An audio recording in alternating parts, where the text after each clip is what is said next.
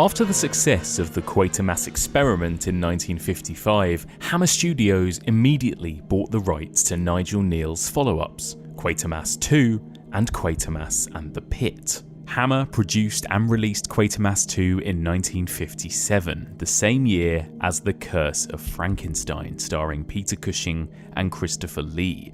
The Curse of Frankenstein sparked a renewed interest in gothic horror and classic movie monsters. So by the early 1960s, Hammer Studios had become known as the British gothic horror movie studio. Dracula, Prince of Darkness, King of the Vampires. So much so that international distributors and financiers were less interested in the non-gothic Hammer Studio projects like the Quatermass movies. Because of this, production for Quatermass and the Pit was put on hold, and it wouldn't be made until 1967. Quatermass, the scientist, who comes face to face with 5 million years of terror. But while the Quatermass sequels may not have instantly been as iconic or popular as the Dracula or Frankenstein movies at the time, these days they're widely regarded as two of the smartest, more mature and creepily insidious movies that Hammer ever produced. Get back! Get back! Join me as we continue exploring the evolution of alien horror as we discuss Quatermass 2 and Quatermass and the Pit.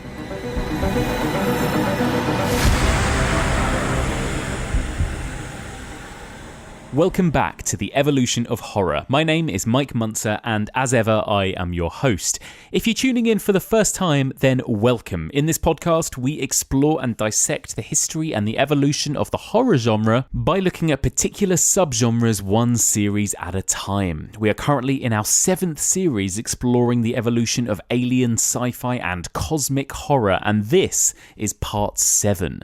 This week, as that intro suggested, we are going to be discussing the two Hammer horror Quatermass sequels. That's Quatermass 2 from 1957 and Quatermass and the Pit from 1967. These will both be spoilerific discussions. I would urge you all to pick up a copy of these films and check them out before listening to our discussion.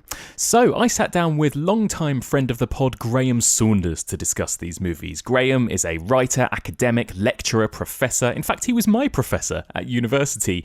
He's also a huge Hammer horror aficionado, and he's been on the podcast before discussing various Hammer movies with us, including Plague of the Zombies, To the Devil a Daughter, and The Devil Rides Out. So it was a treat to get him back for this double bill. So here is my discussion with Graham Saunders as we discuss all things Quatermass 2 and Quatermass and the Pit.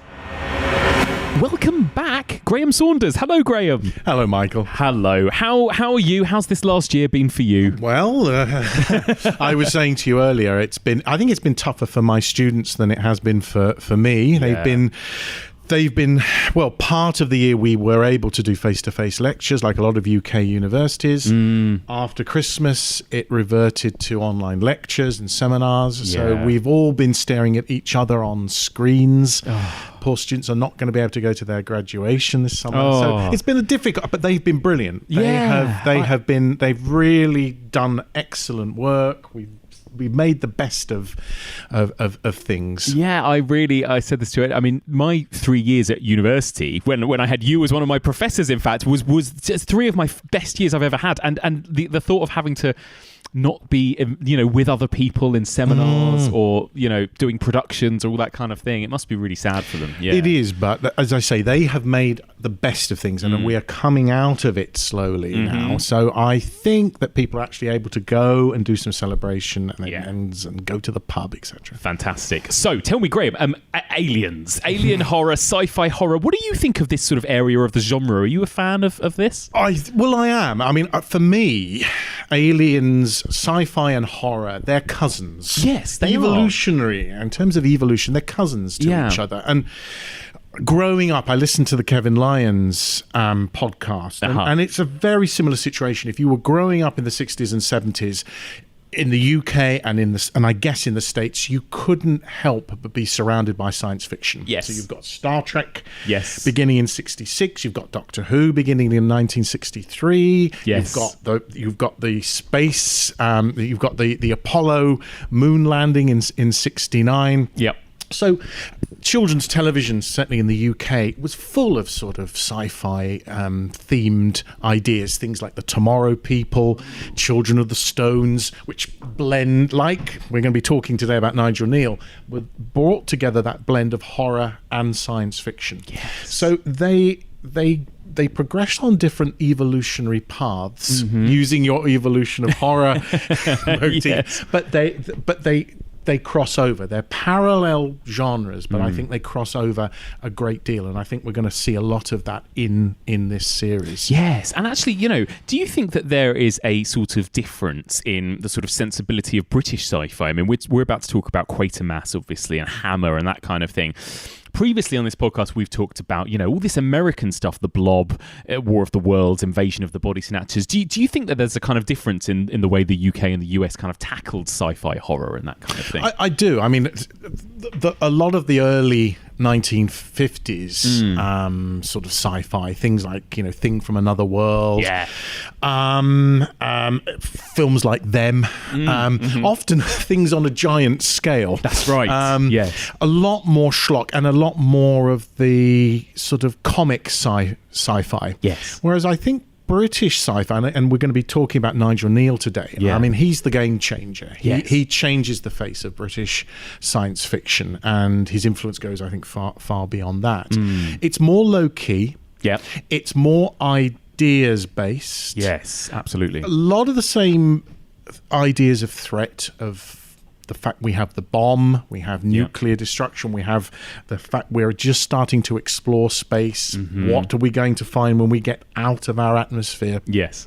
But I think it's more low key, but in some ways it's more thoughtful. If that makes sense. Yeah. There's more of a sort of an intellectual pulse going through British sci-fi, certainly in the 1950s, and also there's still that sense of paranoia. So there's the paranoia of films like Thing from Another World, Keep Watching the Skies. Yes. And we've got that in the Quatermass films, which we're going to be discussing today. But I think then we've already started to see in this series that 1968 and 2001 changes everything. Yes. It's interesting that in this whole series, the whole of the series we've looked at so far, 68 is that year. Rosemary's Baby, 2001. Yes. Night of the Living Dead. Yes. Everything changes in that year. It really does. It changes for horror, and I think it changes for science fiction. It's so true, isn't it? What a fascinating year that is, yeah. Have you ever encountered an alien, Graham? Do you believe in aliens? I believe in them, but I've never met one. No. Not knowingly. No, good to know. So let's kick up now. We talked briefly last week. I discussed with James Swanton the original Quatermass Experiment. And we talked a little bit about Nigel Neal, but tell me a little bit more about Nigel Neal, Graham. Are you a fan of his work in general? Huge. I mean, he is the progenitor. He's the Prometheus, if you like, of a lot of both horror and science fiction. So he starts off as a short story writer. His early short stories are adapted for radio. He adapts two of the most important British films coming from theatre. John Osborne's Look Back in Anger. He does the film version, and The Entertainer, which are crucial in sort of kitchen sink, new realism, British cinema. That he did those two. Yeah. Wouldn't have thought. Yeah. You would have thought Osborne would have done that himself, but he didn't. He has a huge impact not only on television through Quatermass, but he also adapts George Orwell's 1984, which was a landmark British television serial. He then goes on to do not only Quatermass, but other things such as the Stone Tapes, we touched on in the Ghosts series, all the way up to doing the script for Halloween 3 Season of the Witch. Yes. So if we think of it in terms of evolution, he's there from the 50s right up until the late 1980s. Yes. So he's had a huge influence on, I think, both horror film and sci-fi.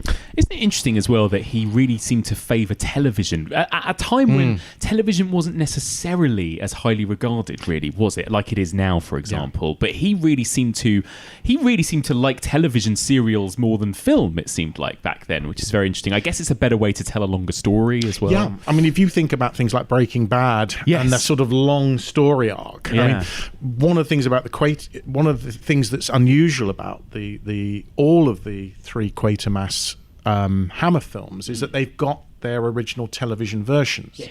And of course we can now see that on DVD. We've got those what there is of the Quatermass Experiment, and also the full-length episodes for Quatermass and the Pit and Quatermass 2. Yeah. So he obviously saw something in this new medium. Yeah. Because beforehand, it was what the BBC was doing was taking straight plays and filming them. Yeah. Broadcasting them live, so very theatrical. And one of the things about that stands out, I think, in those 1950s television series is that you're using outside shots, you're using close-ups, you're using special effects. I mean, the BBC only had 2 people working in the special effects department, and I think the budget for Quatermass Experiment was 50 quid.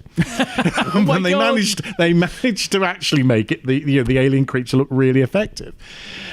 So he obviously was one of those early star writer. Unusual to have a screenwriter whose name becomes absolutely recognizable. So a series, by the time we get to Quatermass 2, Quatermass and the Pit, Nigel Neal is really well known. He has a cachet. That is fascinating, isn't it, as well? Yeah, and there are all these stories, aren't there, about the TV series that the streets emptied, during the 1950s. Everyone watched it. But, you can imagine at least everyone with a television at the time probably did watch it, didn't they? Well, if you think that Quatermass Experiment comes out in 1953, so it's in Coronation Year, and it's that moment when people decide to rent a television, and so television ownership goes up exponentially in that year. But it's a new medium, and not many, large parts of Britain. I mean, America is well ahead of us in terms of television, even by this time. Yeah. There were large parts of the UK which couldn't receive transmissions from the BBC. Yeah. So he's there. He's the pioneer. Yeah. In terms of writing for television, and then later people like Dennis Potter. Yes, they really follow him as sort of seeing this medium as having great potential. Yeah, these are the kind of avant-garde television people of the time, almost, aren't they? Yeah, it's really interesting that. And I think it was Kim Newman actually that was talking about how the idea of the television serial really was a very British kind of invention. I think even though America was ahead of us in terms of television production, they were very much kind of sitcoms, I Love Lucy or whatever else, or single plays. This idea of the kind of serial, this continuous story, again, kind of started with Quatermass. Very, very much so. Yeah. And you sort of see that the fact of the leisurely development, sometimes too leisurely. Yeah. Some of Quatermass 2 does go on a bit. And one of the things I like about the films is that he manages to sort of pack a lot in. Yes. And editing that down, I think to the benefit of the film versions. But the television versions are worth. I mean, if I was going to recommend people to watch the television versions first on DVD, and then look at the film versions and see what you think of them. Absolutely. So we're going to predominantly talk about the sequels, but let me just start off by briefly asking you before we get into Quatermass 2, Quatermass Experiment. Now, I talked about this in depth last week, but are you a fan of the original film Experiment? Oh, absolutely. I mean, I saw it sort of when I was in sort of my, as a child on television, and in one of those double bills on a Saturday night that the BBC used to do, and it had a big effect on me. and Quatermass and the Pit as well. Yes. Didn't see Quatermass 2 until quite a long time afterwards. Yes. But yes, I mean, that whole idea of the mutation, we're talking... Oh, yeah. We could have easily put this in the body horror Absolutely. series. It's very much a body horror, isn't it? I was quite shocked at how much horror is in the original experiment, actually. Who knows what a cactus... Yeah. The fact that this cactus... And of course, it reminds me of Thing from Another World, that it can take on the form of whatever it absorbs. Yes. So this horrible idea of sort of half man, half vegetable. Yeah, I know. And those kind of the victims with their sort of like withered hands and everything as well. You know, it's great. It's great. So there you go. And this was, and we've talked about Hammer a lot together, Graham. This was very, very early Hammer, wasn't it? Even Quatermass 2, was this before the sort of big boom of the Gothic adaptations they were doing? Just on the cusp. Yeah. I mean, it's no exaggeration to say that without Nigel Neal, there would be no Hammer films. There you go. That Hammer films had been, they'd been around since the mid-30s, often using adaptations of BBC radio series originally, like PC-49, and with their eye on the main chance, they saw the success of Quatermass Experiment and Quatermass 2, and they bought the rights. And they had a huge success with them. Yes. Also in the States. So Quatermass Experiment was the creeping unknown. Yeah, it's a great title. in the States.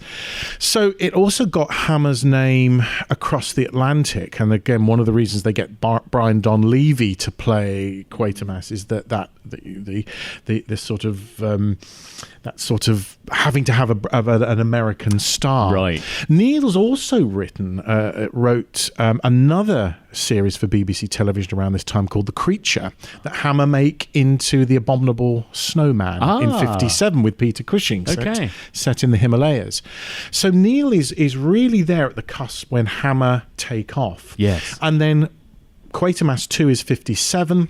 They've made The Curse of Frankenstein in 1956. Yes. And Dracula, I think, 58. So they are just at the same time they're pursuing this science fiction strand, and they're then also starting their Gothic horror. They're revisiting the Universal horror films and remaking them in colour and with a lot more gore and a lot more sex. Yes, absolutely. So they're he's right at the beginning of Hammer, and of course when we get to Quatermass Experiment, Hammer really are at their zenith. And I think we've spoken about this before, that 67 is that year that you've got Quatermass and the Pit. Yes. You've got Plague of the Zombies. Yes. You've got The Devil Rides Out. After that, from 68 onwards, again, Hammer are not... They're still making their Gothic horror, but we've got Rosemary's Baby, we've got Night of the Living Dead, we've got 2001. And so they start to... They become the old man in the room. Precisely. A bit, they are starting to lose momentum. They start to try and catch up with mixed results. I think some of Hammer's later work, and we spoke about To the Devil Adored. Yes.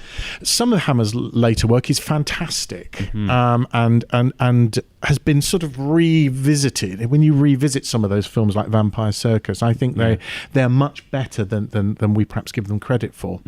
So we've got that arc, that strange arc of Quatermass Experiment, Quatermass 2, and then a long gap, big old jump, 10 years, because Hammer didn't have the money to realise Quatermass and the Pit. That's interesting. In film.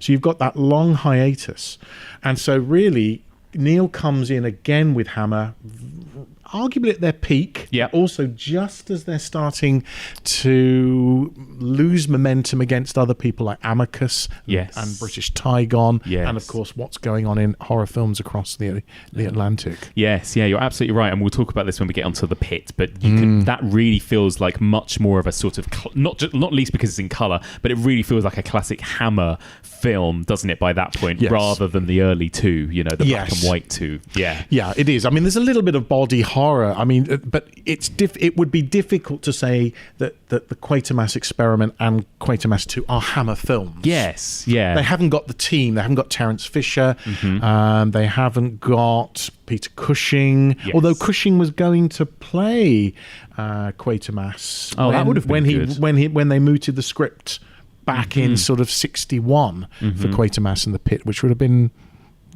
interesting. Andrew Keir is very good, but yes. And we'll perhaps talk about that. We will. So let's talk about Quatermass 2 then. This was the first time watching it for me, actually, so I was excited to give it a watch. So this is from 1957. Graham, just briefly set the scene for us. What's Quatermass 2 all about? It's always difficult to actually give a plot synopsis for any of Nigel Neal's stuff because he crams everything in, and of course because it had a leisurely 6 parts television series preceding it, he packs a lot more in, but very, very briefly. Film starts with Quatermass nearly running another car off the road. A young woman and her male partner are in the car. Her partner has a strange mark on his face. They've been picnicking at a place called Winnerton Flats, in which a strange meteorite had landed, and the boyfriend had picked it up, as you do, and had got this strange mark, almost like a combination of a burn and a blister on his face. Quatermass attempts to intervene, but the man does not want to be helped. He runs off in the direction of Winnerton Flats. Poor old Quatermass goes back to his rocket research establishment, which is always in trouble. Everyone is always trying to close it down in Quatermass Experiment. Here, he's attempting to put a base on the moon, in which these huge oxygen domes will be generating sort of an atmosphere for people to live in colonies on the moon. And of course, Jerry Anderson does this in Space 1999. Unfortunately, it looks like he's going to lose funding.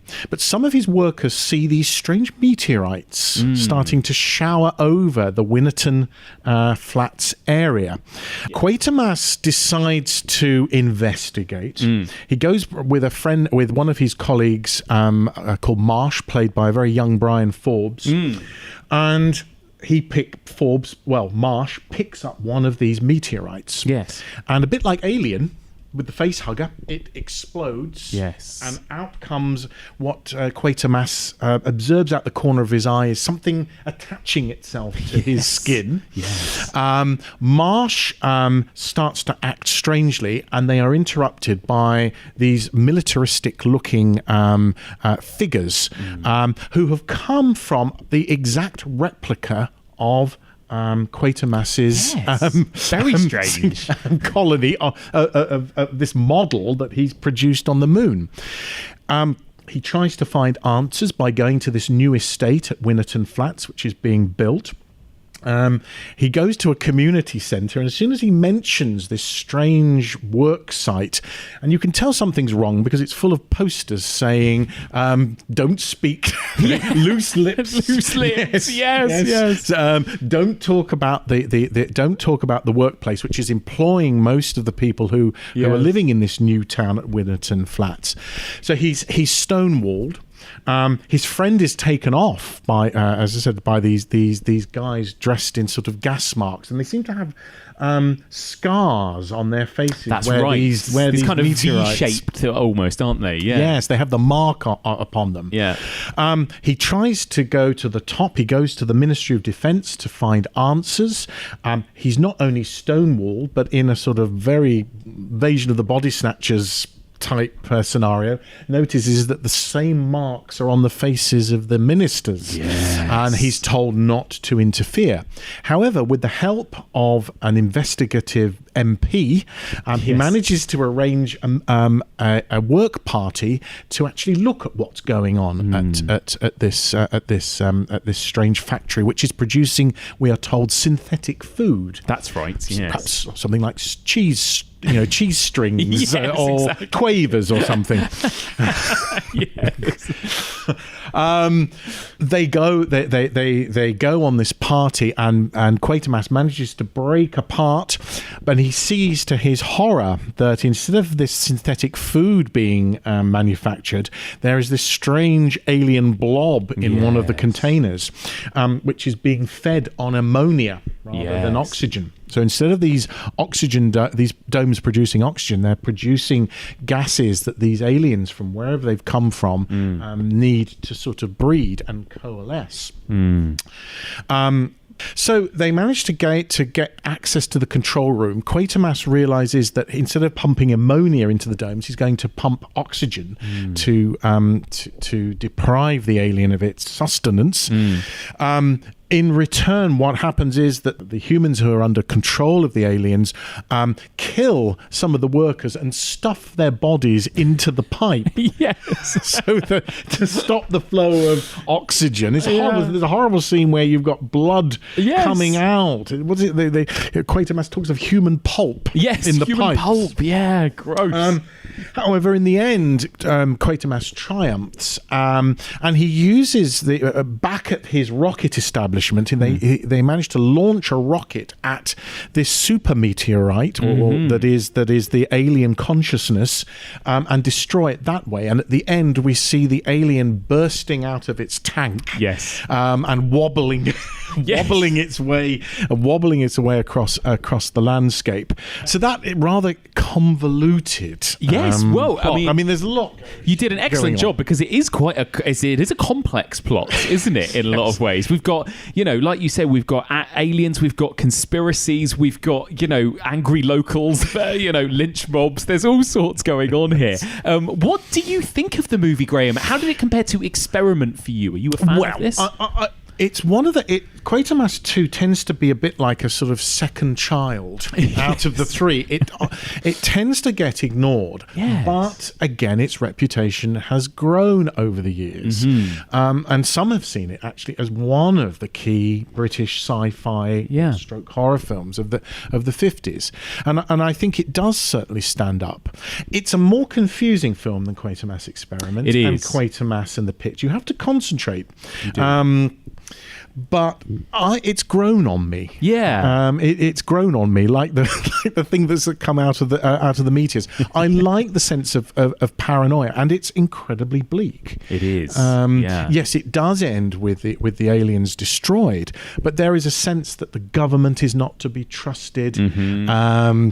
The whole thing of producing synthetic food. Yes. It's very weird. We're in this series, of course, we're in the 50s where we've still got rationing in the UK. Right. Yeah. And so the whole idea of synthetic food, and of course, what's to come, the whole thing of sort of Angel Delight and all of those synthetic foods that we get in the 60s, and we've got Soylent Green later in the 70s. So there's a lot of those Nigel Neal touchstones, fear, distrust of authority, the idea of these secret establishments, the idea that science can somehow overcome things, but also is a danger as well. Certainly more than Experiment. It really feels like the humans are more of the threats in this one than the aliens, almost, don't they? They really the aliens, we get very little kind of alien stuff in a way in this one comparatively, don't we, compared to Paul Wordsworth in the first one and what he goes through. This one is a lot more scary kind of military people and that kind of men with guns and factories and that kind of thing. And also the fact that this is taking place in sort of the English countryside. Almost a bit of folk horror in there, almost, isn't there? When they walk into the local community centre or pub or whatever, like you said, and there's strange posters on the wall and that kind of thing. Yes, and they've got no police as well. That's right. And it's interesting. Also, the one of the things I forgot to mention about Neal and Hammer is that he also wrote the adaptation of The Witches, which we've spoken about. And again, it's that thing of nobody believing. Yes, that's right. And the fact that everyone is in a conspiracy. Yes, and I love that actually. And actually, I enjoyed this film a lot as well. And I kind of liked the one thing I felt with Quatermass Experiment a little bit is that it is so much of men getting angry with each other in rooms in police stations or government buildings or officials. There's a lot of that, and I kind of like that this movie moved out of London into the countryside. That we've got these kind of weird locals, this weird Kaylee, Sid James, these other kind of quirky, interesting characters. I quite enjoyed about this one. I really like them. There's a scene where it's shot on location in Hemel Hempstead, which is a new town after the Second World War, and again, one of the things about particularly Quatermass and the Pit, World War II is very prescient. And certainly in the UK, a lot of London was bombed, and in the 50s and 60s, you get new towns. And so there's a great shot of this semi-completed estate, and this young woman dressed almost as if she's an old lady with a headscarf pushing a pram. And the fact, we don't have any police here, sir. Yeah. We don't need any police. Just go to the community centre. And there's just a guy with a young woman on a typewriter. Neal's not good with women. I mean, one of the things, women are adjuncts, and that goes right across Quatermass. And then one thing we've not discussed is, of course, the final Quatermass television series, which he does for ITV, for independent television in 1979. But it's Neal's world is a male world. Yeah. You've got Barbara Shelley in Quatermass and the Pit, who is excellent. Actually. Yeah, I mean, she's really good. I mean, her close-ups in that very much register that sense of horror of what's coming out of the pit. Yes. But she's not used in a way that she is in, say, Hammer's Rasputin the Mad Monk, or in Dracula Prince of Darkness, where she's much more of a cohesive character. Actually, one of the things James Swanton mentioned about Village of the Damned was that he said it was a shame in a way that the story, the one thing that was missing was focusing on these women that had these children, and it was a shame that it really isn't that interested in those, in Barbara Shelley and some of those other characters. And whereas Wyndham's novel, Midwich Cuckoos, has much more of a role for women. I mean, in fact, there's a pair of lesbians who run a news agency in Midwich Cuckoos, or it's implied, and then they suddenly have a child. Yes, that's interesting. Whereas in the film, it's all about our elderly fathers actually giving, and sort of, people who shouldn't be expecting to have These children. Shocked fathers that they're suddenly expecting. Yeah, it's true, and I guess that is something of science fiction, classic science fiction. It does seem to be quite a male genre in a way, doesn't it? I think it is, but then of course we get to the Alien franchise, and then we've got Ripley, who becomes and it all changes. Absolutely key to that whole franchise. Yeah, it's true. But I really enjoyed some of the sort of quirky supporting characters in this one. And then, of course, at the centre of it, we've got Quatermass himself, again, played by Brian Donlevy.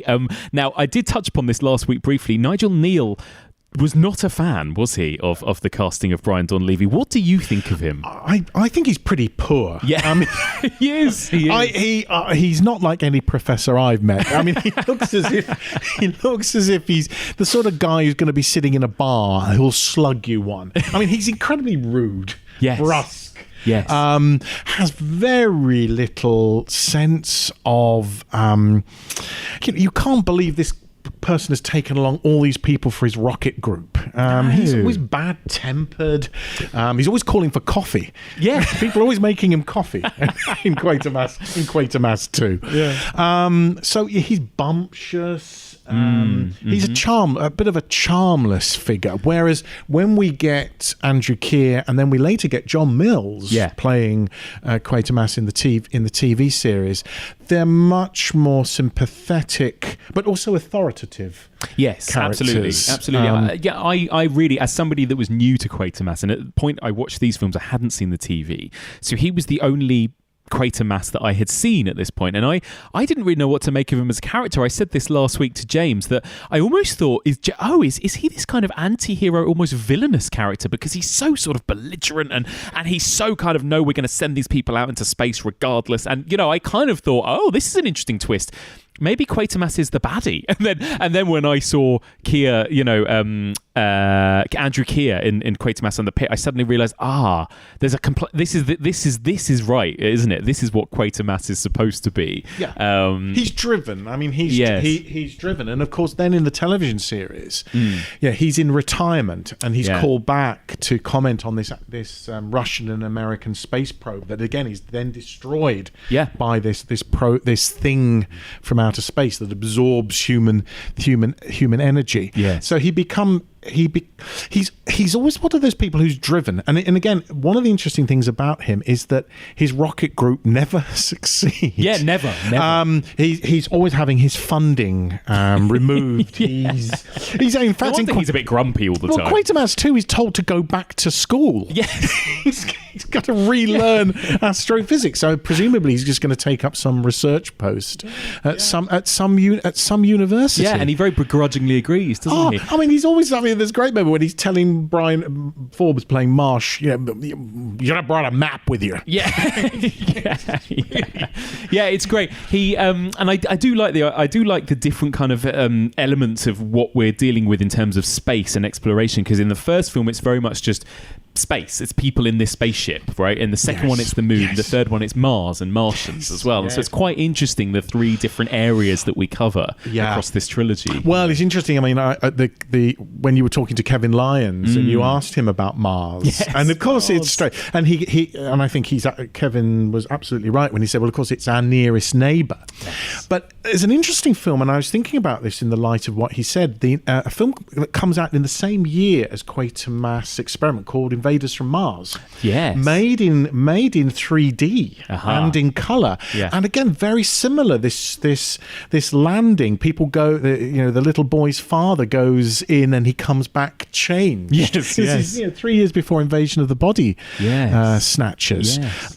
So it's in the air. All of this thing of Mars and Martians. Yes, exactly. And of course, we get them as well with things like the Ice Warriors in Doctor Who. Yeah, that's right. Yeah, Martians everywhere at this time. But of course, Quatermass 2, we're sort of dabbling with the moon, aren't we? / whatever these aliens are that are in this base. So what did you think of this kind of? And there is the horror does really ramp up, actually, doesn't it? Like you said, it's quite a bleak film. You've got some body horror that reminded me a bit of Experiment. The moment when the MP, goes to the and gets covered in his skin, goes all kind of gross and stumbles down those steps and everything. I quite enjoyed the body horror in this as well. For 1957, this gets it gets an X certificate, and of course, Hammer always there to exploit anything. It's the Quatermass X. Yes, the X certificate has just come in, and with all of that sense of illicitness that the X film used to have. Sneaking. I remember sneaking in to go and see The Shining underage, and of course getting into the cinema. That was the excitement to see something like that. And the fact that he's covered in what seems to be this corrosive ammonia-based substance, that's the slurry from this dome. Yeah, it's pretty damn. In fact, I think it's done better in the television version than it is in the film. Yeah. And also the burns that the characters get on their faces, I think, is quite effective. Yes, you're right, and that is a very Body Snatchers-esque thing, isn't it? Again, this idea that oh my god, everyone's infected in some way. There's nowhere for him to go by the end, almost, is there? That's the thing. I mean, Quatermass 2 is interesting as well because the aliens are not really shown until right at the very end, whereas of course in Quatermass Experiment we see as Karoon's arm starts to sort of turn and he becomes more and more less and less human and more monstrous. It's much more of a horror film. What do you think of the look of that alien when it's finally revealed? That kind of squid-like thing. It's slightly disappointing. Yeah, it's slightly a bit like some people have said with the demon in Night of the Demon. But when it's actually there in the tank flailing around, it's actually very, very effective. Yeah, and I wonder if there's something. The black and white almost helps, actually, because again, we're so used to, we think of Hammer, don't we, as that kind of Technicolor sort of, but there's something about the sort of paranoia and everything in this that I wonder whether the black and white almost adds something to this particular movie. Again, sort of Cold War. Yeah. And of course, we are in that paranoia. Perhaps comes from that sense that all of those sci-fi films of the 50s have that element of the aliens are Russians. I think this has been said before, that the Cold War tensions come through in science fiction. Yes, that the aliens are over there. They're communists. Yes. They're an incipient threat because they're there in reality. What do you think of Sid James in this, then? I don't think he's very good. No, to be honest. sadly. He's got an American accent. Really cod. I mean, he's South African. I mean, he's originally from South Africa, but it's, what's an American? And there's a great thing about him, where a really unconvincing line when they say, drunk he's good, sober he's brilliant. I never quite saw that. No, he's... Yes, what a strange decision to make him American, because he's not American. No. So why the film's not American? It's not set in America. Why did they give him an American accent? Don't know. And Sid James, as we know, is a South African who plays the archetypal Cockney. But there's that awful scene where he's gunned down, hiding behind the bar in the community centre. Yes. The sense of these fascist guards appearing in rural England is I think that's genuinely scary. Yes, it is. There are some really creepy moments. I like that. I liked that idea of this kind of creepy town, like you said, unpoliced, although policed by these sort of armed guards and that kind of thing. And I quite liked the design of the sort of moon base that was then replicated here in Wyndham Flats. The big towers that they have to climb up, and the domes and all of that kind of thing. And they use the Shell refinery in Essex. Yeah. So the real sense of sort of realism to this sort of faceless place with all of the pipes supplying these aliens. So they make good use of outside location, which Hammer often don't do. It's true. No, it's true. Where they seem to film a lot of their gothic stuff in the immediate forest around Bray. That's right. That's right. Yeah.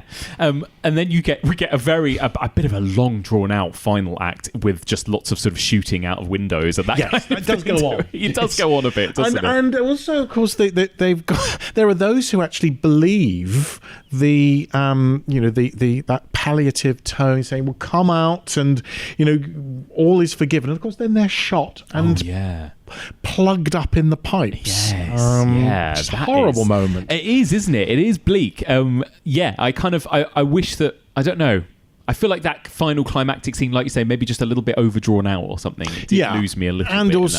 And also in both the television version and the film version of the firing of the rocket is a little bit too neat. It's interesting, isn't it? And again, so this film, I think it did well, but Nigel Neal, again, not very impressed with it, was he?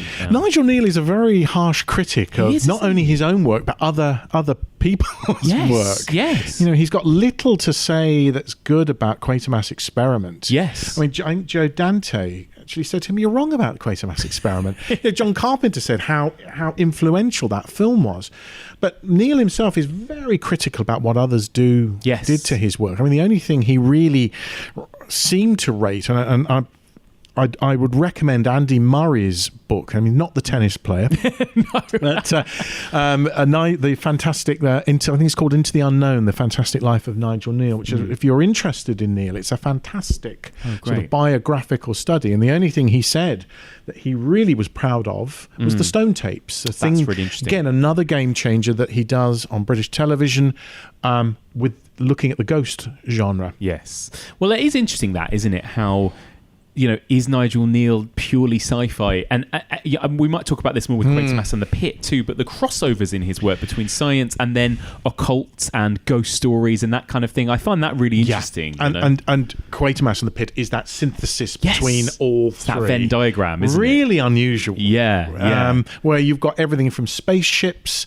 pentagrams, ghosts, devils, Satanism. It's all mixed up into that. In fact, it would be an interesting programming choice to put on Quatermass and the Pit with The Devil Rides Out. Yeah. Both come out in the same year. Yeah, you're right. And there's a real crossover between the two. But it's sad that he wasn't. I was listening to an interview with Mark Gatiss. I think it's on the Quatermass and the Pit Blu-ray, and he said, he met him and he found him quite again, there was he said he's got this weird balance of having a bit of a sort of superiority complex and not thinking that anyone did any decent adaptations of his work, but then also quite disparaging of himself as well, and didn't really like to be referred to as this great kind of sci-fi writer. He didn't even think of himself. He didn't want to be called a sci-fi writer or anything like that. Hated it. Had a strange attitude to both his own work and other people's, didn't he? Yeah. I mean, he was asked to write for Doctor Who, yes. and he was really disparaging. I mean, eventually he works with Verity Lambert, who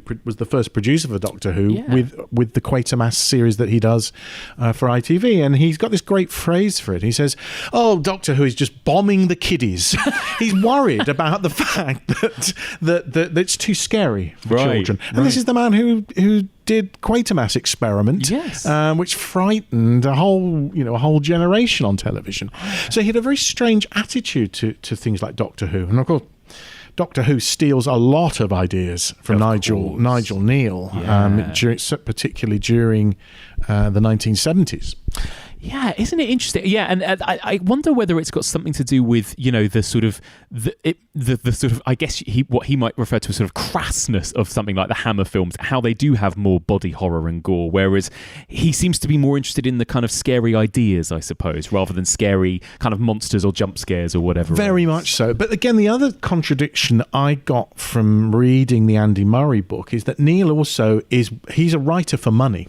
Right. He's really annoyed with the BBC when they sell the rights to Quatermass Experiment without telling him, and he gets, I think, like 50 quid. Yeah. So he's very much someone who goes, he does the scripts for things like First Men in the Moon. He goes to Hollywood, and again, he's disenchanted by it. But he's there to write. He's not.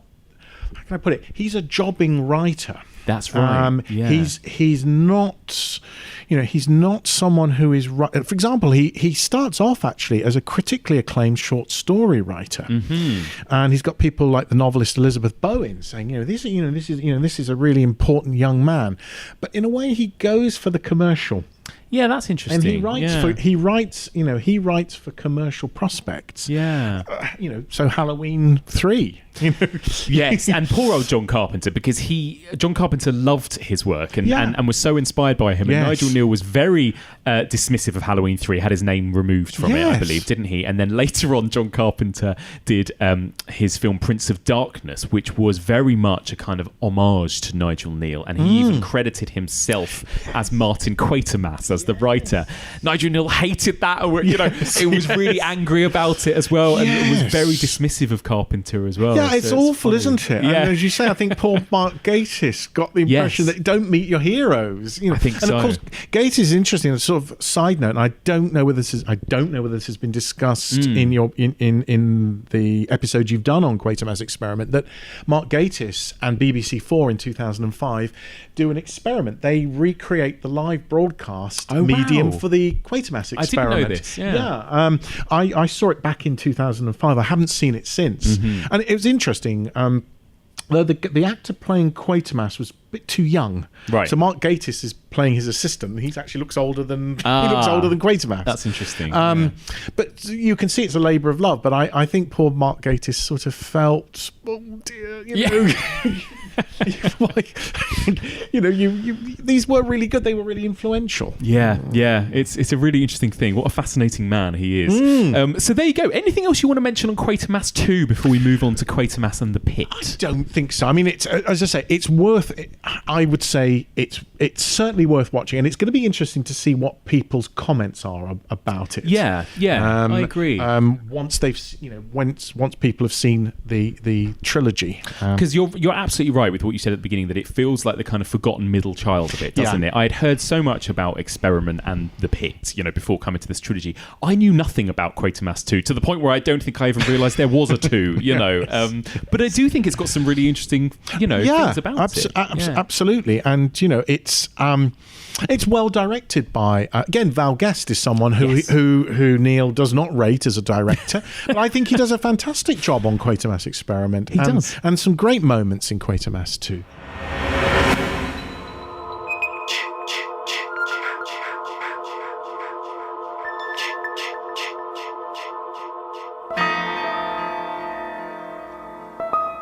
Oh, we all know that theme tune. Hello, everybody. Just interrupting this week's episode momentarily for something quite exciting. Next month, August 2021, we will be celebrating Friday the 13th. Yes, it is, of course, Friday the 13th in August, which means there's lots of fun Friday the 13th stuff going on. We're going to be bringing you a very special Friday the 13th episode over on Patreon that week.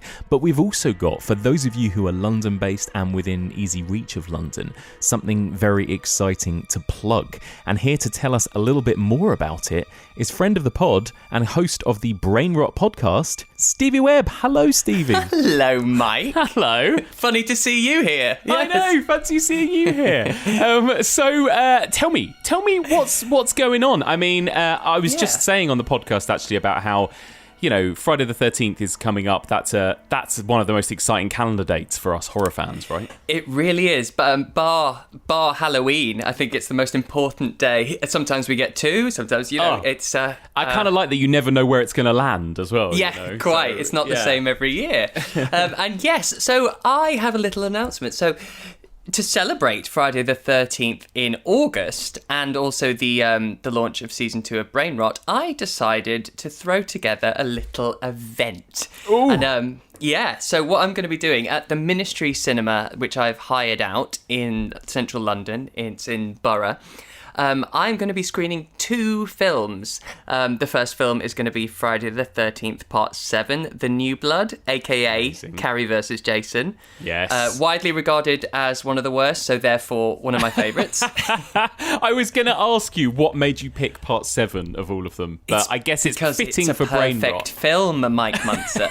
Yes. It has no faults. So it has got the sleeping bag scene, to be fair. Which it has got the sleeping bag scene. Iconic. And possibly my favourite Jason face when his mask pops off and you see that monster underneath, the zombie Jason. I absolutely love it. First Kane Hodder one too, right? Yeah. Exactly, it's the first Kane Hodder, which I always find that weird because it's like synonymous with him and the franchise is Kane Hodder, but it's not till Part 7.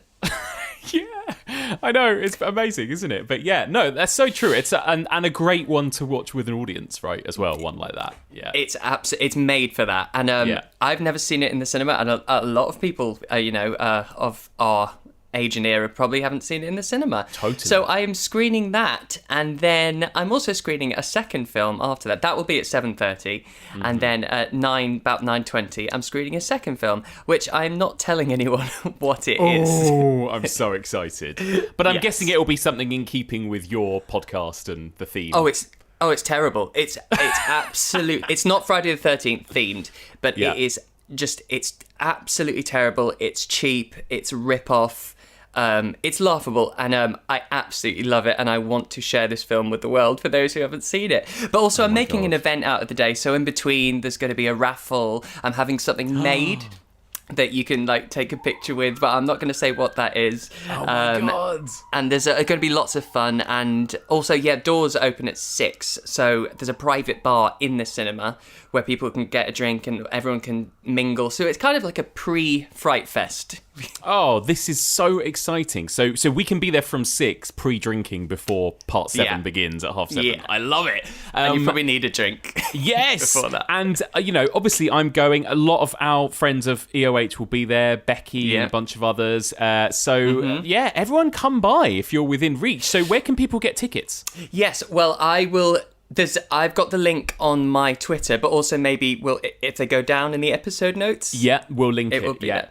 I've decided for your listeners, because it is actually very limited, it's an intimate venue, there's only about 20 odd seats left. Right, and I've decided for your listeners, I'm going to do a little discount just for the EOH listeners. Amazing. So if people type into the promo box at checkout, EOH, all the 3 letters, all one word, all caps, they will get a 15% discount. Love it. Oh, how exciting. Well, there you go. But so the code is EOH, right? Yeah, that's correct. Perfect. And we'll link all of the details to that in the show notes. Amazing. Well, how very exciting, Stevie. What a perfect thing to put on for a night like Friday the 13th as well. Yeah, I can't wait. And I can't wait to see you there, and I hope to see lots of other people there.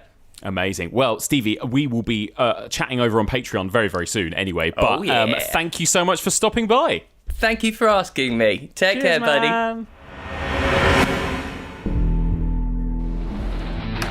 Welcome to the worst nightmare of all. Reality.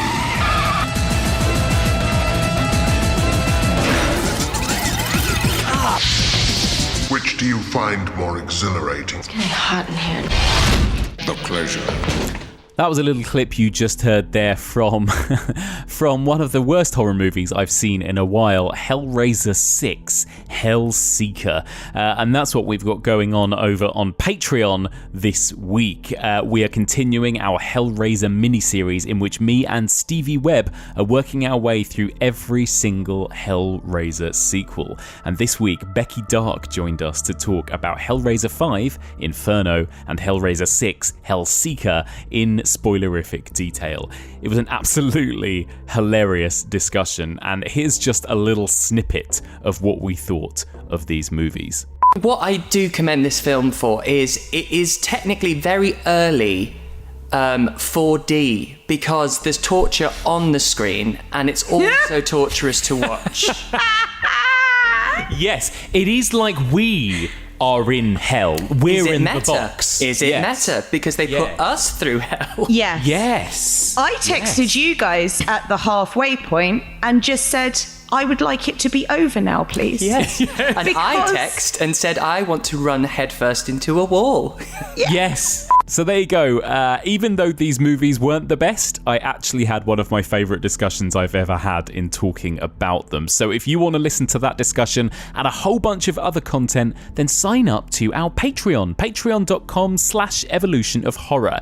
If you sign up at a $5 per month level, you will get access to over 100 bonus episodes, and you'll get at least 2 new episodes every single month. If you sign up at a $10 level, you'll get all of that, plus access to our mini-seasons, such as our Hitchcock mini-season or our Hellraiser mini-season, which means you'll get a new episode every single week. You can even go one further and sign up for $20 per month, which will get you all of that and make you an official Evolution of Horror sponsor. Patreon.com/Evolution of Horror. Everybody who signs up that's UK-based will get sent an Evolution of Horror sticker, and everybody who signs up, no matter where you're from, will get a very special shout-out on the podcast as a thank you. Speaking of, I am going to give everybody who signed up in the month of June a very special thanks. So a huge thanks to Marco Runick, Derek Varn, Jake Materna, Tony Ware, Kieran Nolan Jones, Ina Archer, Abigail Jackman, Dan Berry, Rashif El Cowie, Alexa Rose, Ian Logan, Barry DeAngelo, Joe Wood, Jack Mizell, Lisa S, Sam Hancock, James, Tristan Slywer, Emily Wolfall, Mark Amesworth, Jennifer Linton, Sandra O'Leary, Hugo Tarring, Screaming Puppets, Kevin Dowling, Callum Smith, Mikey Faulkner, Sarah Jankovic, Bailey Vincent, Moa Carlson, Jared Lambert, Chris Newton, Halesky, Hayley Bather, Adam Wickens, Liam Ty, Mike Spaulding, Reed, John O'Reilly, Amelia Chapman, Julian Meaden, Colin Lyons, Jasmine Grosso, Shelley Pigram, and Joey Esposito. A huge thank you to all of those people for signing up to our Patreon. And one more time, if you want to join them and get treated to regular bonus content and more, then sign up now. Patreon.com/Evolution of Horror. That's patreon.com/Evolution of Horror. Okay, let's return to the second half of this week's discussion as Graham and I discuss all things Quatermass and the Pit from 1967. Whom do they fear? There are 5 million answers to these questions, and every one of them is a shocker. No, sorry, I saw it. Horrible. Terror, 5 million years old, spills into our time to make 2 worlds collide.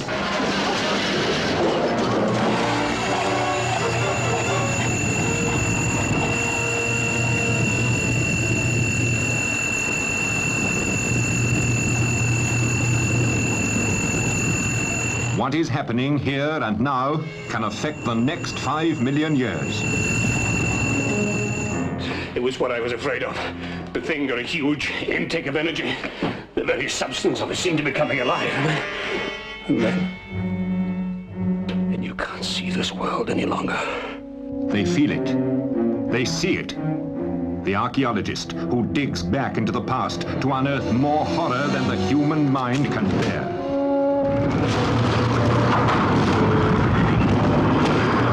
Quatermass, the scientist, who comes face to face with 5 million years of terror. Ronnie, it's Barbara. She's the one. Get down here, quick. She can see into the pit and knows the terrifying truth. He can see into the pit, but he will not believe what he sees. They were coming. Who? What were? Them. You saw the creatures. They were alive. Alive?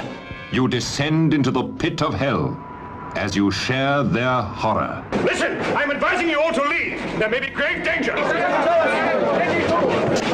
tell you, this could be dangerous. Get back! Get back! Quatermass and the Pit. Now, you know, it feels like everything's changed. We're in a much more kind of Hammer place here, like you said. Directed by Roy Ward Baker, written by Nigel Neal himself, and starring Andrew Keir as Quatermass. So, Graham, once again, this one's even more baffling, isn't it? But what's the story of Quatermass and the Pit? Right. Well, it starts off again. Poor old Quatermass is summoned to the ministry.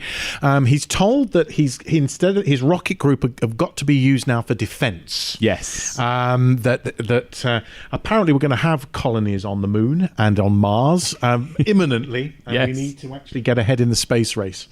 At the same time, workmen excavating, I think it's the Circle Line on the underground. Yeah, that's right. Hobbs End. Yes. Those of you who are actually coming to London, don't look for Hobbs End. It doesn't actually exist. Yeah. But they discover an object, and around the object are all of these skulls. So they bring in a paleontologist called Roney. And they discover this craft. It seems to have no entrance. It gives those who are working on it a mild frostbite.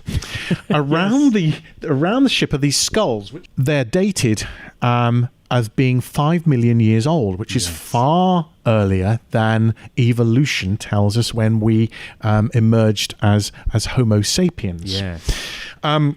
Colonel Breen hears about this during a meeting, and as an ex-military man and also someone who has experience of bombs, Yes. it's first of all thought that this machine underneath in the underground is a V2, a German V2 rocket, or a Satan bug. He thinks it's all Germans throughout the whole film, doesn't he? It's a plot constructed by the Germans. What is it? There's a wonderful thing. He says, you wouldn't believe the things the Germans cooked up in the last years of the war. Yes. And they go, and Quatermass tags along with Breen. Immediately, Quatermass is suspicious. He doesn't buy Breen's story that this is a German bomb, because why? How come the skulls are around this object? Yeah.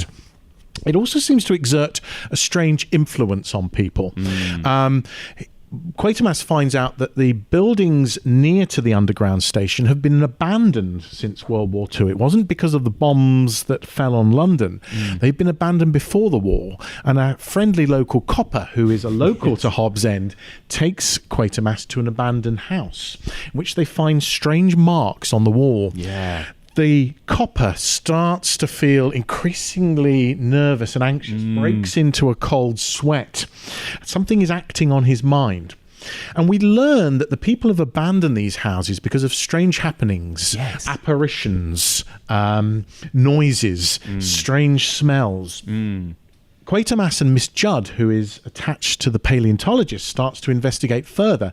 They start doing some background research, and they find out that Hobbs End has a history of strange happenings. Yes. Miss Judd points out that the Hobbs Lane has been renamed. So you have an old sign and a new sign, and the Hobbs The earliest spelling is an old name for the devil. Yes. So suddenly this place has got, as Stephen King would call it, it's the bad place. Yeah. The military start to get working on the spacecraft, or this craft. They start to drill. Even a diamond drill bit won't penetrate into the craft. But as people drill, and as energy is as human energy and mechanical energy is applied to this craft, it seems to have some sort of power. Yes. To the point in the end that it starts to drive people mad, including one drill operator at one point starts to act in this strange way, almost like almost like an insect. Yes. And has a breakdown. In which he goes to a church and experiences this terrible, where he sees a vision of insects jumping around. By this time, they've managed to get inside the craft, and there is a partition at the front, which again they try to drill. And as they drill, they start to notice the sign of a pentagram, mysteriously appearing, and then slowly the bulkhead starts to open. Yes. And inside are insects. Look, this is like a cross between grasshoppers and locusts. That's right. But large size. They start to rot almost as immediately that they meet the atmosphere. And they're taken away and analysed. Again, Colonel Bream believes that it's a German propaganda weapon meant to scare war-torn London. But he says a bit too late, but it's doing the same thing. Yeah. However, by this time, the object is starting to affect people's minds. And in a strange scene, we see the insects alive. And for some reason, Quatermass works out this happened on Mars 5 million years ago, where there was, for want of a better words, a race cull. Yes, like a racial cleansing of some sort. Yeah. Great Hunt, it's called in the TV series.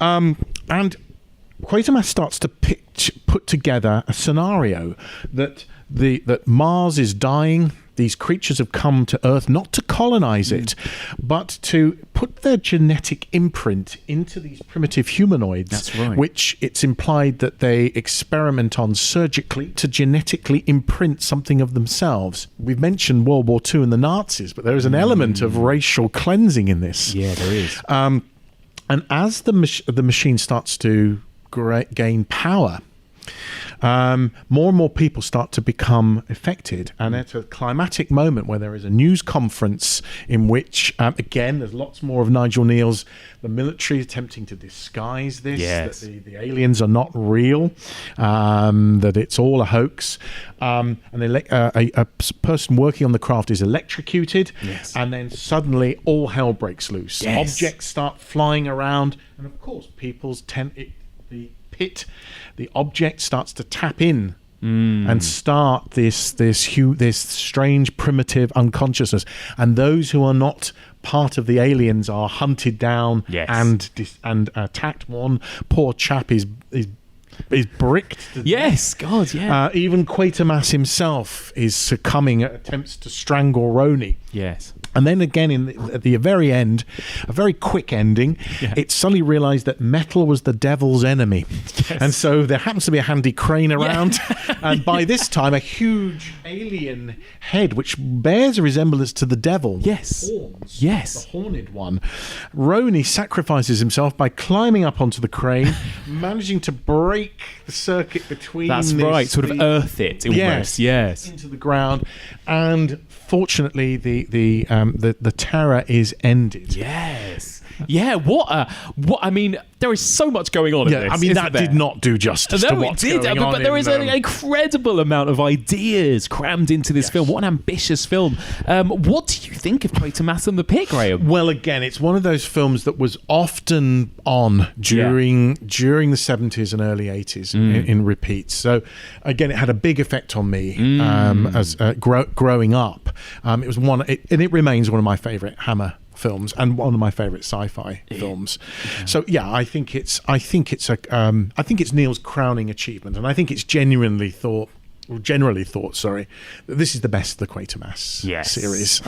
Yes. I actually, again, Kim Newman on the podcast a few weeks ago said that this was his personal favourite sort of not just Quatermass film, but alien horror film in general. You know, it's so beloved, especially to a certain generation, probably, of people that watched it on television and that kind of thing. But, and Kim Newman, as an actor of love, has produced, and I would really recommend it if you're interested in this film. It's one of those small BFI published books on Quatermass and the Pit, and it's it not only talks about Quatermass and the Pit, but the first two films, and it's a beautiful piece of close film analysis of the film. You know, it's really well observed, and you can tell that he loves this film. What I love is just, and we mentioned this earlier, and you've talked about it in your plot synopsis, but how we've got everything in this. It's not just sci-fi. There's occult, there's ghosts, there's devils, there's, you know, racial kind of cleansing, and there's all kinds of kind of Nazi subtext here. There's so much, isn't there, that Nigel Neal is like very cleverly weaving into this story of this spacecraft in an underground station. You know? Absolutely, and it, in my early viewings of it as a child, that idea of the racial cleansing wasn't. I didn't pick up on that until much later, and you have to sort of look carefully, I think, to realise what's actually happening. Yes, and that there is this sort of purification going on. Yes, and of course, you think about it. You know, the Second World War is only just over 20 years since its end. Yeah, and of course, a lot of these figures, like Colonel Breen, when he says, "I know the smell of death." Yes, oh my God, He's still got memories of what went on during that time in Europe, and of course we're talking about aliens, and we're talking about the Holocaust, basically. Absolutely, yeah. So we've got a new director. We're 10 years ahead. We're in colour now. You know, how do you think this film just kind of looks and feels in comparison to the old two Quatermasses? Well, on the one hand, it's very different. Yes, but in terms of it's in colour, and it makes very good use of colour when the aliens are taken out and they're starting the green. to gloop. Makes very good use of that. But in the same time, it's also slightly old-fashioned because Neal writes the script in 1961. Right, yeah. For Hammer, but they haven't got the money. So there is this long hiatus between Quatermass and the Pit coming on in television and then it being produced. Yeah. So the script has not really taken account of what's happened in the preceding 10 years and or quite so. a lot happened in Britain in the 60s in that time. So it's not a swinging film. No. I mean, there's strange things. There's lovely moments in the underground where you've got a great poster which saying, "Eat English cheese." And earlier films are still advertised, like My Fair Lady from 1964. Right. That's really interesting. And The Witches, if you look carefully, so the year previously. So it's not a sense that this is the Summer of Love has not happened here in Quatermass. So it's still got a bit like The Devil Rides Out. It's not really taking account of the counterculture. No. And again, is still the sense that you've got this bombed out London. Yeah, it's very post-war still, isn't it? It's still sort of a London of bomb sites and a feeling of sort of rationing as well to the place. Yes. So it hasn't got a modern feel to it in some ways, although of course it's set on the underground. It's and again, it's a very male world. Yes. In this, you only really have, you have Miss Judd, you have some comedy Cockney types drinking in a pub, and Hobbs End, and again, actually, television featuring in this as it does in Quatermass Experiment. Yes.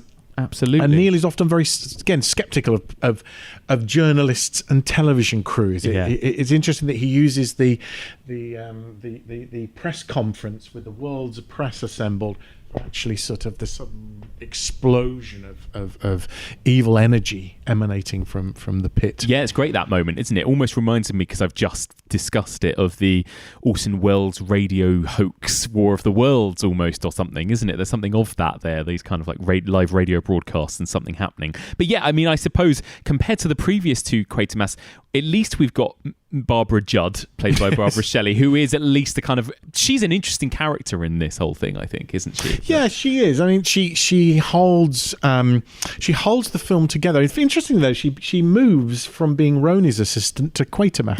Very quickly. Yes, all of a sudden. Yeah. But she becomes the receptacle for the alien consciousness. And so the close-ups that we have of her are very telling. Yes. Whereas you've got stern Scottish Presbyterian Andrew Keir as Quatermass.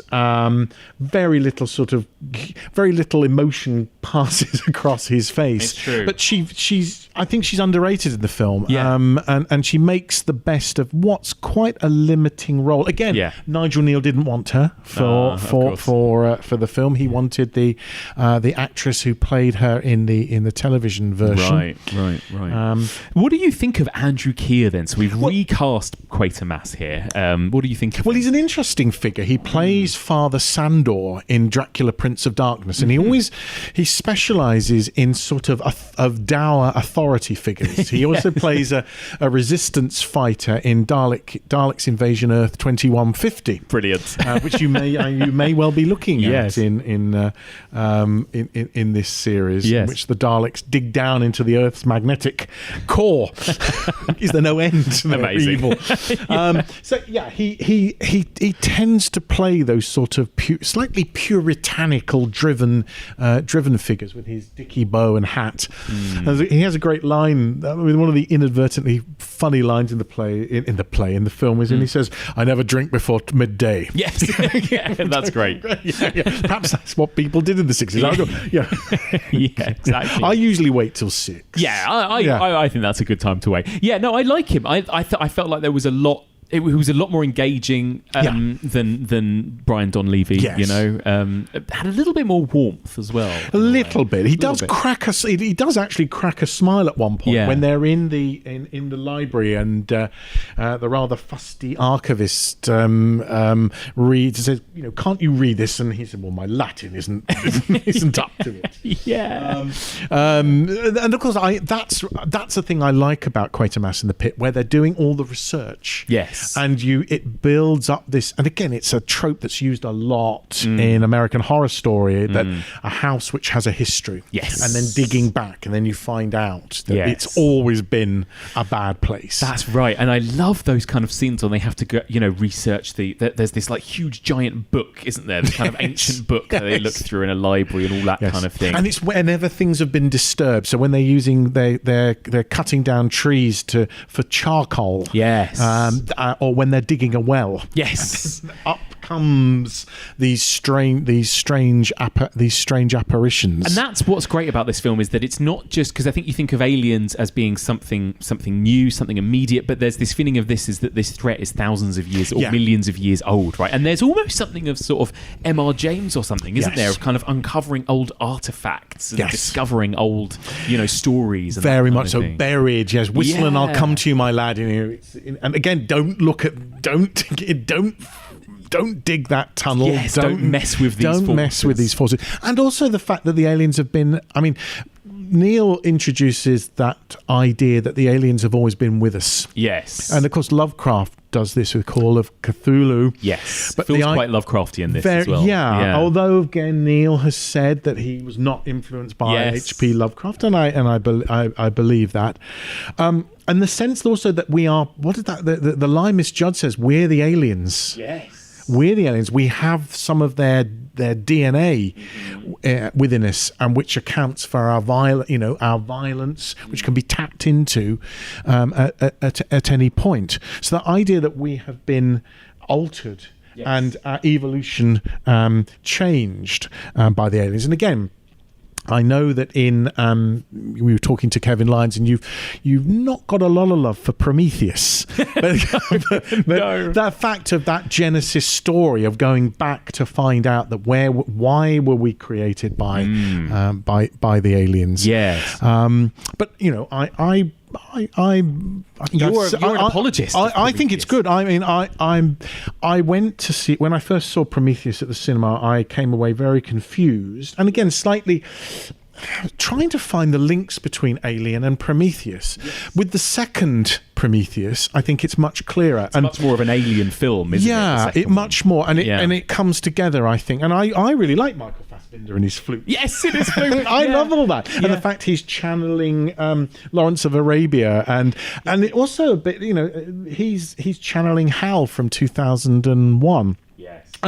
It's one of those films, though, that I've watched it much more on television since. It's often on UK television, very late at night. And so it's grown on me, and being a bit slow on the uptake, I think I'm slowly starting to see much more about what Ridley Scott's trying to do. And I am looking forward to revisiting these films and giving them another chance. But I think that's a really interesting point, because I think that the legacy of Quatermass and the Pit, it really feels like it's inspired and influenced a lot. And that idea that these aliens, they're not just Martian invaders, that are coming to kill us. No, they don't colonize us. No, the fact that they're here, they've always been here, and they are actually almost sort of godlike in that they have formed us and created us in some way, haven't they? Yes. And that they've always been here beneath the earth, And that's something that even Steven Spielberg taps into with his remake of War of the Worlds, that actually the tripods come out of the ground, that they've been there for hundreds of thousands of years. Right, and everything. I've not seen the remake. Yeah, and that's an interesting new spin that Spielberg put on that. But and Prometheus, of course, these kind of godlike creatures that again sort of created us, I think. If I understand that correctly. You describe them as bald, angry men. Bald, angry men. Bald giants, exactly. But yeah, and here we've got insectoids, angry Martian insectoids that helped create us. There's a wonderful moment when I think it's Colonel Bream says, "What you're saying, we're derived from insects." Yeah, he was so angered by that, wasn't he? But yeah, that's the one moment that looks slightly hokey, isn't it? When we get this sort of strange alien vision of all of the insects kind of marching. Or it's done much better, ironically, on the television version. Because they look a bit. There's also the great moment when you've got Sladen describing them, what he sees. They're leaping and leaping and jumping. And he does a little sort of insect walk. Yes, which I wish they'd made more of. That's great. And what do you think of generally the way this movie looks? Because it does feel, I might be wrong, but it feels like this is much more all studio based, right, rather than out and about on location and that kind of thing. Even the street, I think there's a couple of real street shots, but a lot of that, even the outside, is studio. It is, yes. So it hasn't got that sense of outdoor location that you get in Quatermass. Quatermass 2. You see a few red buses here and there, don't you, and that kind of thing. Very little. It's mostly, as you say, it's underground. So it's got a claustrophobic sense. Does. And again, when there's the great moment of the skulls being unearthed and that sort of clay melting away to sort of find this sort of torpedo-like object. And great moments, of course, when the aliens are discovered, and suddenly you have the one little jump shock where one of them falls. Yes, that's falls great. forward. And indeed, the alien autopsy is great. Oh, yeah, it is. You've got Les Bowie, who eventually did the effects for Superman. Yes, working on that, and where Quatermass peels back the eye, which is a horrible moment. Yeah, actually, because as silly as that sort of vision looks of them all sort of marching, that when they actually discover this sort of giant insect things and like you mentioned, the sort of green gloop that comes out of them. It's actually quite effective, isn't it? Slimy. I like that. Yes, that slime. The sliminess. And the fact they're described as rotting fish. Yeah, yeah. No, it's good. It's quite evocative. And, I love that moment as well when they're sort of drilling the diamond, suddenly everything starts to shake and they all look like they're having some sort of fit at that moment. But there's a lot of contorted faces. Yes. It's a lot of reacting. It's a lot of contorted faces. It's great, isn't it? Yeah, it's a really fun film as well, isn't it? It doesn't feel like there's a moment, whereas maybe with Quatermass 2, like I said, there are a couple of moments that feel a little bit drawn out. This film really feels like it zips along. There's no boring bits. No, it's got real pace to it. It does. And Roy Ward Baker, directs it at a sort of, pretty sort of brisk pace. I mean, a very skilled director. Yes. And worked a lot on Hammer. Yeah. Do you think it kind of successfully does bring together all of these ambitious ideas that it's juggling? I do. I think it does. I think it's a rare film that brings sci-fi ghost scenario Yeah. of the fact that these presences are felt but not experienced but not seen. Yes. And also the idea of the pentagram and satanic evil. Yeah. And no mistake that one scene takes place in a church. Yes. That Sladen seeks sanctuary in a church. So you've got the sort of religion and science coming together. I think that's really clever, that kind of thing. And I love this idea of, what came first? Are our images of the devil, in this film because of these creatures and these aliens, or is it vice versa? And this idea of, Hobbs End, and Hob meaning the devil. And I suppose this is something that comes about in Stone Tapes too, this idea of kind of science is it actually all these ghostly apparitions, is it actually science? What came first? Yes. What's real, what isn't? That kind of thing. I love the way Nigel Neal kind of juggles all of that. Yeah, very much so. And I think it is one of those things that it's not really, I think, until we get to Alien. Yes. In 78, 79? Yeah, 79, yeah. That you've got a fusion of the two. Yes. Yeah. And particularly in the first one. Yes. Yeah, definitely. Yeah. Yeah, it's a really fascinating area, isn't it? And, this is, you mentioned, is this one of your sort of favourite Hammer films? Because it's interesting, because, I think just because of the way in which on this podcast, I haven't really covered things like vampires or sort of classic monsters. The only Hammer films we've talked about have been, in some ways, the ones that are less kind of instantly known as being Hammer, because we haven't done Frankenstein, Dracula, the Gothic stuff yet. No. We've covered together, of course, Plague of the Zombies and The Devil Rides Out and this, but they're all from a similar era, aren't they? Yeah, they're all from, and that's interesting, isn't it? Yeah. It's all come to a point. Yes. Yeah.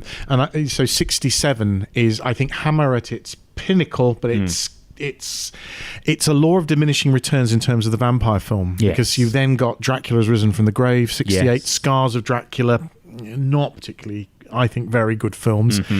I've got a lot of love for Dracula AD 1972 and Satanic Rites of Dracula, and I would like eventually to make a case for those. I can't wait for those films. Yeah, where Swinging London and Dracula is brought up to date. That's right. But yeah, I mean, I think by 67, the whole thing of the Gothic sort of Eastern European sort of vampire and Frankenstein genre, I think it's had its day. Yeah. The next Frankenstein film they make after 67 is Horror of Frankenstein. No, sorry. Actually, there is one good Hammer Frankenstein film they make in 69. Frankenstein Must Be Destroyed, which that's just come out on Blu-ray. That's I think the last good one they make. Then they make Horror of Frankenstein, which is a comedy. Yes. It's bloody awful. I mean, really, that's a bloody awful film. Yeah. But what a really interesting and creative kind of period this particular sort of 67, 68 is, by the sounds and they're of doing it. They're again starting to sort of go off into other directions in 67, and I think some of those more experimental directions, particularly in work that they do in psychological thrillers as well as horror, films like Straight On Till Morning, I think are really interesting, and of course they sort of merge with the sort of idea of the slasher as well. So you mentioned this movie took a while to come because of budgets and that kind of thing, simply being able to realise it on screen. Is this a kind of bigger scale kind of story that we're dealing with here compared to the first two, then, would you say? I mean, we've got these incredible scenes at the end, haven't we, of mass panic and everything moving and flying around and exploding and all that kind of thing. Nigel Neal said something about Hammer are terrible at special effects. He always said they were rubbish at special effects. But in actual fact, you can see that there's more of a budget. I mean, Hammer, worked on a budget, and you can tell in a lot of films. Yes. But I think the spend, for example, on the set for Hobbs Lane, the special effects, I mean, they're using wire, but they've done a really good job with everything flying around. Yeah. So they've spent some money more than they would do normally on their sets. They've got a lot more locations. You've got the pub, you've got the street, you've got the underground, you've got the abandoned house, you've got the church. So, you can see there is sort of... And they've also... Hammer have had a big success the previous year with 1 Million Years BC. Yes, of course. So Yeah. they're flush. Yes, that was their sort of blockbuster. Oh, wasn't yeah. It was, they're big. And, of course, then they go into a sort of a series of other prehistoric films which do not do so well. Creatures the world forgot. Or the film... Or you could argue the film that should be forgot. Yeah, exactly.